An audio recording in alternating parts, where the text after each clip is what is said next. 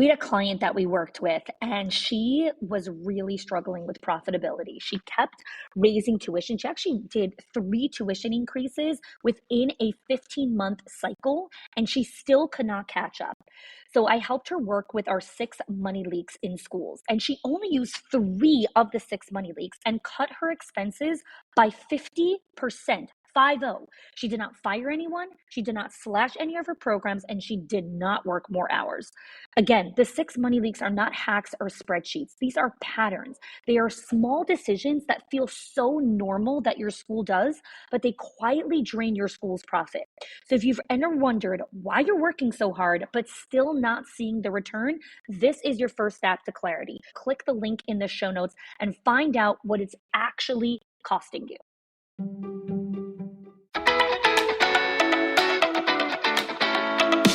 Welcome to the Schools of Excellence podcast, where we have conversations about education, leadership, and building a school of excellence. The goal on this show is to bring you clarity, up-level your mindset, and give you practical strategies and inspiration so you can show up with confidence and trust your decision-making. I'm Chani Wolshansky. I'm a mom of 4 under 10, a former New Yorker, and been in the early childhood field my entire life. And I'm so grateful that you've joined me for this conversation. Hey there, welcome back to the Schools of Excellence podcast. Today is our second episode in our series of Back to School. And last time we spoke about anchors versus enhancers and what those are to help be that strong lifeline for you in the start of the school year. Today, we're going to be talking about why good enough is going to be your lifeline for September. So let's dive into this concept of good enough. What happens in the beginning of the school year is there is an influx of stimuli. So what happens is you have a lot of new families. And when you have a lot of new families, you have an influx of a lot of questions because new people have questions because they don't know everything that goes on or your standards or policies. And so with a lot of new families comes a lot of new questions, which means you and your admin team are going to have an influx of time that is dedicated to answering parent requests, whether that comes in the phone call or in the form of an email or in the form of, physically dropping off the child and speaking at the door. There is more time that needs to be allocated to massaging parent requests, fears, giving parents reassurance, especially parents that are sending their child to daycare for the first time, to preschool. So there is a big portion of your time that is eaten up to taking care of an influx of parent requests, which eventually dies down by the time mid-October rolls in. But the beginning of the school year, end of August, all of September, and some of October is really a lot of it's dedicated to parent requests and questions. The other thing that happens in September as an influx is you have a lot of new teachers. Now, some of you are listening to this and like, nah, all my teachers are coming back. I didn't have any turnover. I don't have any new staff. That's great. Then this part doesn't pertain to you. But for those of you that are having a lot of new teachers or have brought in a lot of new staff due to higher enrollment or expansion or whatever it is, when there are new staff, there is an influx of time and capacity that is dedicated to answering teacher questions. There's also an energetic pull towards new staff. And let me explain what that means, because I haven't heard anyone talk about this concept. When you have a lot of new teachers who don't know the ropes, who have a lot of questions, who you are building trust and relationship with because you don't fully trust them in the classroom yet, nor should you, they're brand new. There is an energetic pull of insecurity, of unknown, of uncertainty. And so that's just energetically in your body being weighed down by the amount of responsibility that's sitting on your plate because of all these new people. The other thing with the staff is a big portion of your day is eaten up towards, is this the way I should write this? I don't know how to do this. Where is this? How do I find this? I couldn't find the cook. When does lunch come? The music teacher didn't show up. What should I do? Right? Just a lot of tasky admin questions. And even if you have a phenomenal admin team, you're still going to be pulled in some of these questions because there is an influx. So even though on a usual day, your admin team can answer and take care of these questions, when there's an influx, they're going to be overloaded. So the overflow is going to come to you. That's the second thing that the beginning of the school year has. The third thing is if you have new admin, right? So many people hire new admin in the beginning of the school year when now there's more teachers, there's more responsibility, there's more kids, whatever. Now a big portion of your time is eaten up to training this new admin person. So what happens is we have all these influx of time, energy, and commitment. But here is what we don't do. We don't lower our expectation during this time. We keep our expectation of everything still has to run smoothly. There can't be any chaos. There's very little room for making mistakes. I still have to do the 95 things that are on my to-do list that I had in May that I didn't get to yet, and all the things. And so we put this expectation that everything still has to be at the highest level. And this episode is to guide you through what is good enough and what does it mean to be average in the beginning of the school year. Now, hang tight before you click pause and move away from a podcast that's called Schools of Excellence, where the host of the podcast is telling you, hey, I'm going to show you how to be good enough and average in the beginning of the school year. Little irony in this, right? So let me explain. Anyone who's listening to this, your average, your good enough is most people's highest version of excellence. And so the beginning of the school year, when you give yourself permission to be good enough, there is a peace and a calmness that comes over you that actually invites more creativity, more space, more innovation. People are terrified to be good enough because they don't feel like they're good enough. So they have to constantly be better and better and better and better. But what you need to understand is there are seasons where we push ourselves to be better. You cannot push yourself to be better all the time. I will say that again. For all my high achievers, grip that steering wheel, hold on tight. Take the sock if you're doing laundry. Hold the dish if you are washing dishes. You cannot be in the pursuit of getting better all the time. It is exhausting. It is exhausting, and it is not realistic. It will bleed into other areas of your life. There are seasons when we are in the pursuit of excellence, and then there are seasons when we are in the season of this is good enough. The challenge that people have with this, with the leaders that I work with clients, is that they are fearful, not just fearful, they are terrified that if they let go of the gas for 2 weeks and say, for these 2 weeks, I'm going to do good enough. And then in 2 weeks, I'm going to reevaluate and see, are we ready to ramp up again?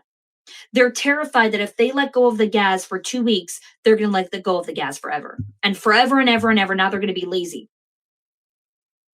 And I know you're laughing while you're listening to it, like, oh yeah, that's me. It's not going to happen. Why am I talking about this now in the beginning of the school year? Because the beginning of the school year is not the season to be ramping up and charging forward with a million new ideas or projects. Because guess what? Here's what all your new projects are. Answer all the parent requests, massage their fears, reassure them, take care of them, make sure they're okay. Or you're going to be doing that all year. Ramp up your admin team, train them well, give them resources, or you're going to be answering dumb questions all year. Learn how to discern between seasons. The beginning of the school year is not the season to be coming down people's throats and saying, all right, let's talk about this. And now you need to get better at this. And now you need to also do this. And now you need to do this. And now let's take care of this. No, the beginning of the school year is good enough. What is good enough? And then you set mile markers. All right, in 3 weeks, as things start to settle in, as parents start to get into a routine, as kids stop crying during separation, as there's less stimuli and sensory overload here on a daily basis, we will check in. We will put a date on the calendar so we don't forget. And we will come together as a team and reevaluate. Are we ready to ramp up? Are we ready to introduce something new? What we need to understand is our definition of good enough. Because too many people's definition of good enough is actually ridiculous high standards and expectation. I'm not saying lower your standard. I have very high standards in schools of excellence. I never lower my standard. I lower my expectation during specific seasons. We have standards in our household of how we do things, but the expectations are different depending on how old you are. My 12-year-old has different expectations than my 4-year-old. I hope you have different expectations of your children depending on their age. And yet, when it comes to school, leaders are like, everyone has to be treated the same. Since when? Since when? Since when did you get this concept that every single teacher is treated the same? No.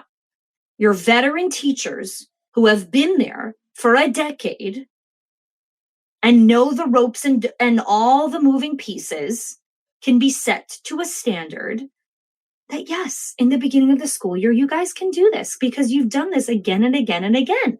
And I believe in you guys. And someone who's 19 years old, who has basically no experience in childcare, who is brand new to your center, who's right out of the college boat, cannot have the same expectation in the first 3 weeks of the school year.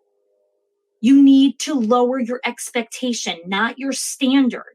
So you have a conversation and say, this is what good enough is in the beginning of the school year. You're brand new. I understand.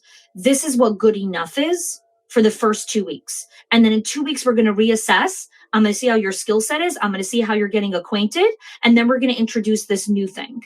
But right now, this is what good enough is. When you show a new teacher that these are all the things you have to do, and you have to do this all perfectly, and you have to do it all perfectly by the 3rd day, well, now I'm a failure on the 3rd day of my job.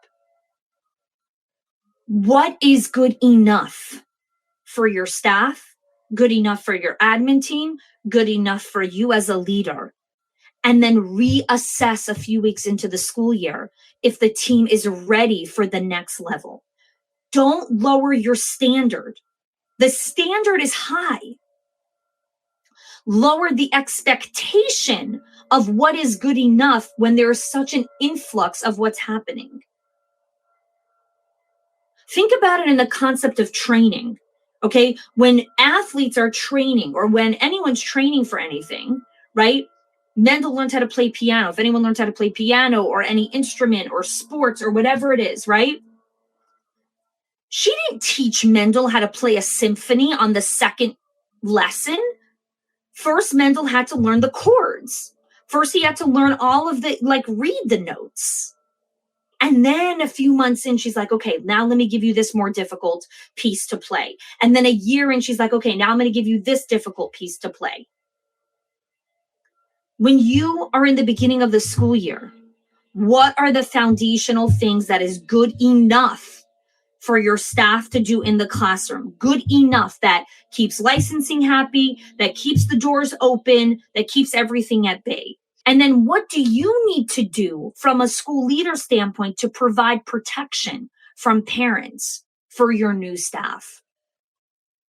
Sometimes you got to cover for the new teachers to give them some grace, And you do the communicating with parents and let them know this is what's going on. Things are going great. This is the standard in the beginning of the school year. We want to get the kids acquainted. The beginning of the school year is just about the kids learning routines, policies, structure, consistency, teachers building trust and relationship. This is what we're doing for the first couple weeks of the school year. Then we're going to go into the next thing. The beginning of the school year is not about memorization or any of this kind of stuff. Your kids need to build a relationship with the teacher. You need to develop the right expectation. When I was a teacher, I taught 3-year-olds, I taught toddlers, I taught 3-year-olds for many years. And at orientation, I would tell all of the parents, the first 3 weeks of the school year, this is what your child is going to learn how to do. They're going to learn how to go to the bathroom. They're going to learn how to walk outside. They're going to learn how to play with other children. They're going to learn how to sit at a circle time. They're going to learn how to start sharing some of the toys and their space. They're going to learn how to hold a paintbrush. They're going to learn how to wash their hands. They're going to learn how to dry their hands and put the paper towel in the garbage. They're going to learn how to zip their pants up when they're done with the bathroom. They're going to learn how to close the bathroom door when they're done using the bathroom. And I gave them an entire list of like 30 things that I'm going to teach their kids how to do in the first 3 weeks of the school year. And of course, every time I would do this, all the parents would laugh. And then I would say, this is what your child needs to learn how to do in the beginning of the school year to be successful in this classroom. And when he knows how to do all of these things, then we'll start moving to some of the other things.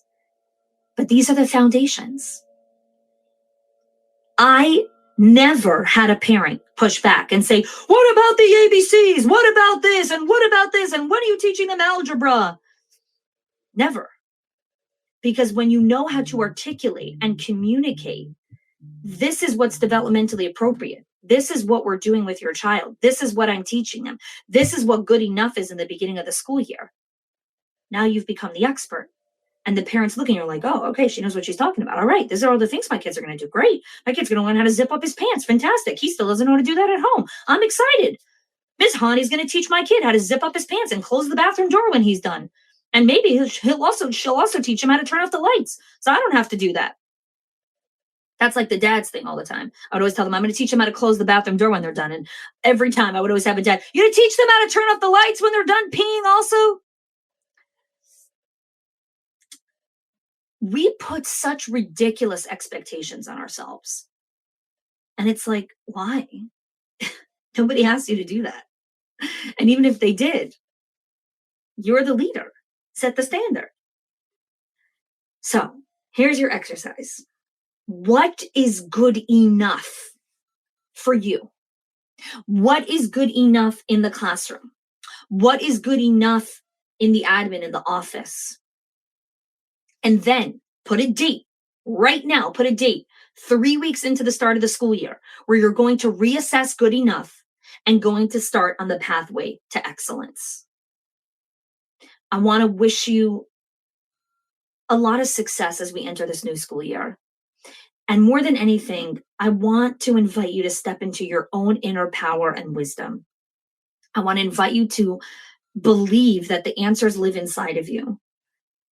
And if you pause and allow yourself to do good enough for a little season, you're going to see how much more energy and power you have to be in the pursuit of excellence.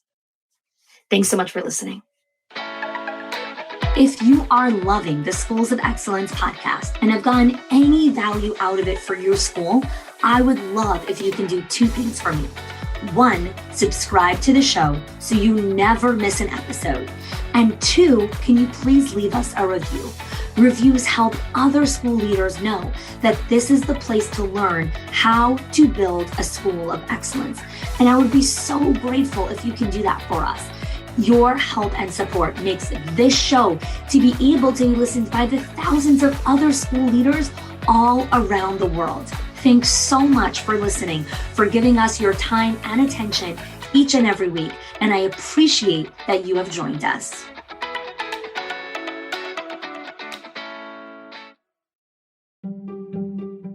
If your accountant has ever told you to cut back on professional development or slash your teacher appreciation budget or your staff development budget just so you could stay afloat, or has told you, hey, you probably can't go invest in that program, please listen.